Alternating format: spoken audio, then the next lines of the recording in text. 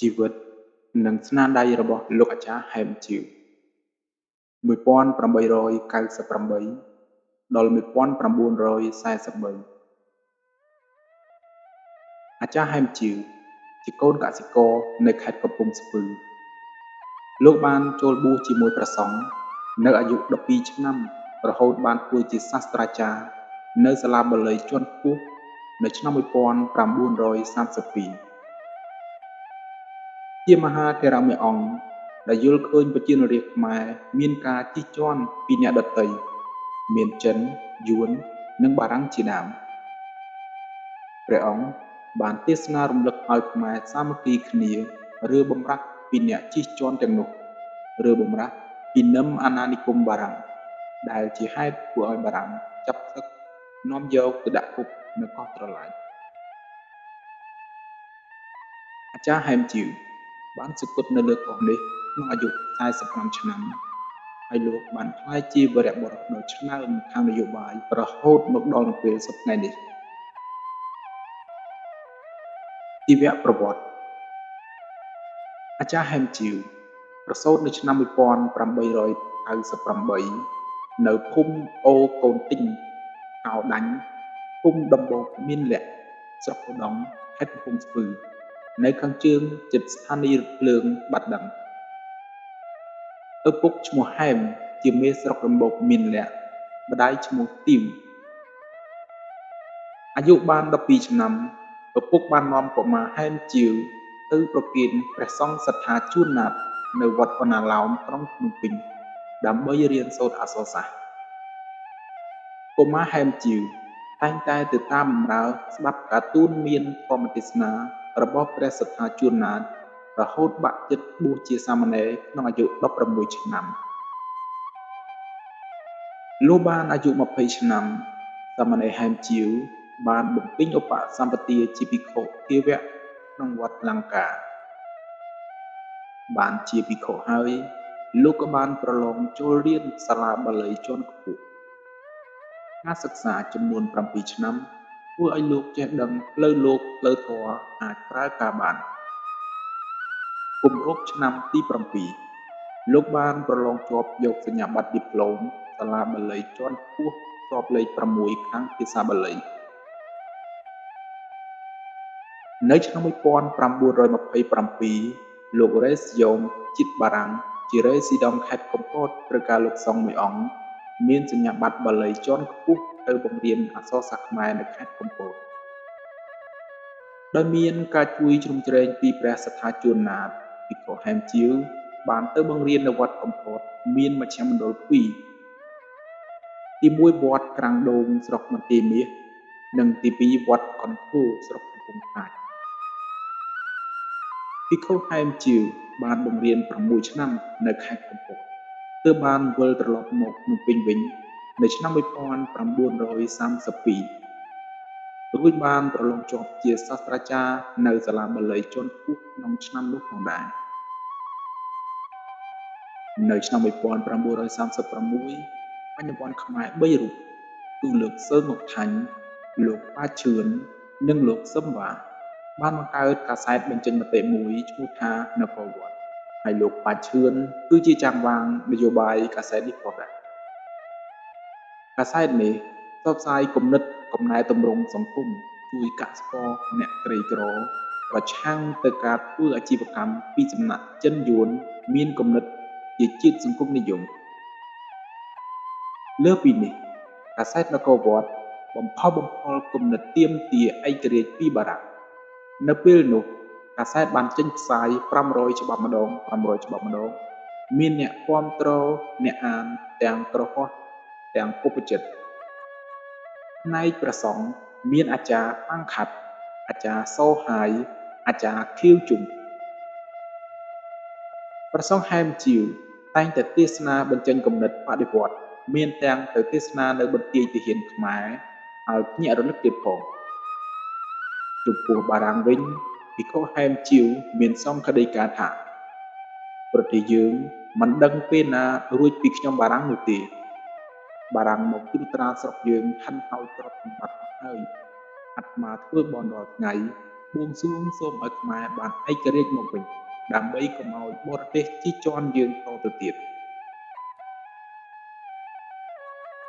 នៅឆ្នាំ1940កងទ័ពជប៉ុនបានចូលមកដល់ឥណ្ឌូចិនដើម្បីវាយកម្ចាត់សត្រូវរបស់ខ្លួននោះគឺបារាំង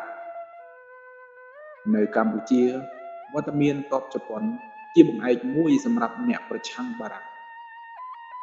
លោកសឺន ង៉ុកថាញ់តែងតែទៅបន្ទាយទ័ពជប៉ុនសុំការគាំទ្រពីជប៉ុនក្រុមបដិវត្តន៍បានតស៊ូធ្វើសកម្មភាពរបស់ខ្លួនយ៉ាងមមាញឹកដើម្បីដើរឲ្យទាន់ស្ថានភាពសកលលោកនៅអឺរ៉ុបជាពិសេសគឺនៅឥណ្ឌូចិនភិក្ខុហែមជីវបាននិមន្តទៅអប់រំខ្មែរស្រុកស្រែចម្ការជាញឹកញយដើម្បីសុំការឧបត្ថម្ភពីប្រជាជនរាស្ត្រគ្រប់មធ្យោបាយទាំងផ្លូវចិត្តនិងផ្លូវសម្ភារៈនៅថ្ងៃ17ខែកក្កដាឆ្នាំ1942មានចាងវាងគីងបារាំងម្នាក់និងលេខាធិការខ្មែរ2នាក់ទៀតមានទាំងខណ្ឌសំណុំលិខិតផងបានទៅជួបលោកអឹងទីនាយករដ្ឋមន្ត្រីលោកទាសានរដ្ឋមន្ត្រីក្រសួងមហាផ្ទៃនិងធម្មការលោកជុំមួងលេខាធិការលោកទាសានលោកទាសានបានបញ្ជាទៅលោកជុំមួងឲ្យទៅនិមន្តភិក្ខុហែមជីវពេលដែលភិក្ខុហែមជីវនិមន្តមកដល់លោកទាសានបានបង្គាប់ឲ្យប៉ះស្បង់ជីពរខ្លួនស្លៀកពាក់ខោអាវរួចបារាំងក៏នាំខ្លួនទៅបាត់នៅក្នុងពេលជាមួយគ្នានោះលោកនួនឌួងជាសិស្សភិក្ខុហែមជីវធ្វើការក្រុមជំនុំប្រត្រែបិដកក៏ត្រូវគិញបារាំងចាប់ទៅនៅផ្ទះផងដែរនៅថ្ងៃទី20ខែកក្កដាឆ្នាំ1942មាននៅរងចាំទេ3ថ្ងៃក្រោយមកមានបាតកម្មលើកទី1កើតមាននៅទីក្រុងភ្នំពេញទាមទារឲ្យបារាំងដោះលែងអាចារ្យហែមជីវនិងលោកនួនឌួងក្នុងចំណោមមេដឹកនាំបាតកម្មមានលោកសឺន ង៉ុកថាញ់លោកប៉ាឈឿនលោកប៊ុនច័ន្ទម៉ុលលោកជុំមួងភិក្ខុប៉ាងខាត់ភិក្ខុពុកជានិងភិក្ខុខៀវជុំនិងរួមមានគ្នារាប់ពាន់នាក់ដៃកាន់ដងបដាយើងខ្ញុំសូមឲ្យដោះលែងលោកគ្រូអាចារ្យហែមជីវនិងលោកនួនឌួងមកវិញដោយដើរសំដៅទៅវិមានទេសាភិបាលបារាំងបាតកម្មនេះបានคล้ายទៅជាការប្រយុទ្ធគ្នារវាងបាតកោទៅពួកគាំទ្របារាំងខាងបាតកោមានប្រើដុំថ្មដំបងបាញ់កូនតឹងព្រះសង្ឃក៏បានបើកឆ័ត្រការពារខ្លួនដែរពេលកំពុងវាយប្រឡូកគ្នាឬបន្ទាប់ពីបាតកម្មមានបាតកោជាច្រើនត្រូវបារាំងចាប់មានលោកប៉ាឈឿននិងលោកប៊ុនច័ន្ទម៉ុល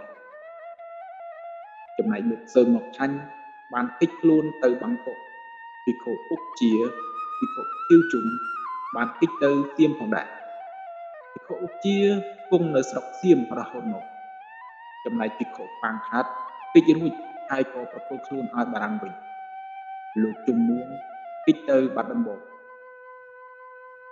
ខ្មែរស្នេហាជាតិទាំងប្រសង់ទាំងប្រហោះត្រូវគេចាប់បានគេដាក់ក្នុងទីឃុំឃាំងរួចបញ្ជូនទៅគុកធំភ្នំពេញទប់កាត់ទោស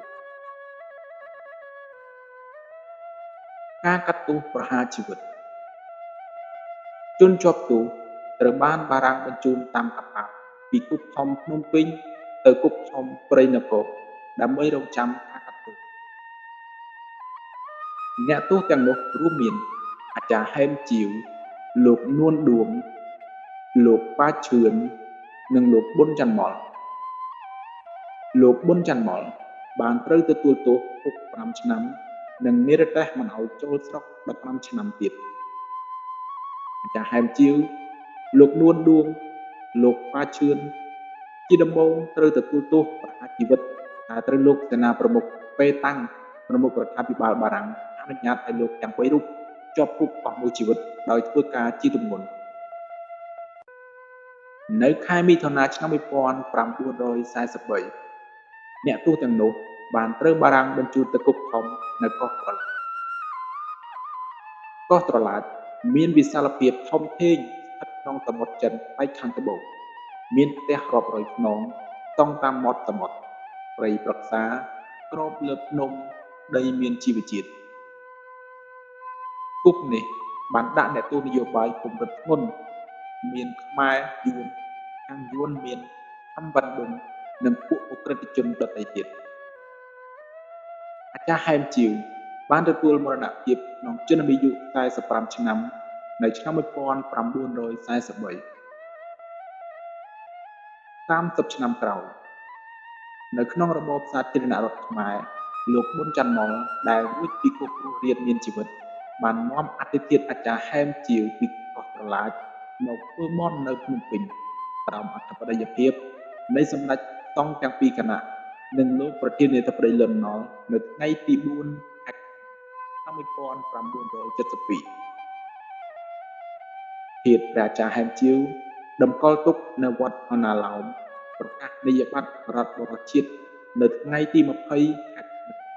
ឆ្នាំ1972មានហត្ថលេខាសេនាប្រមុខលន់ នល់ប្រជាជាតិខ្មែរសូមតម្កល់លោកគ្រូហែមជីវទុកជារដ្ឋបរោះជាតិនិងជាគំរូដ៏ឧត្តមសម្រាប់កុលបុត្រខ្មែរទូទៅ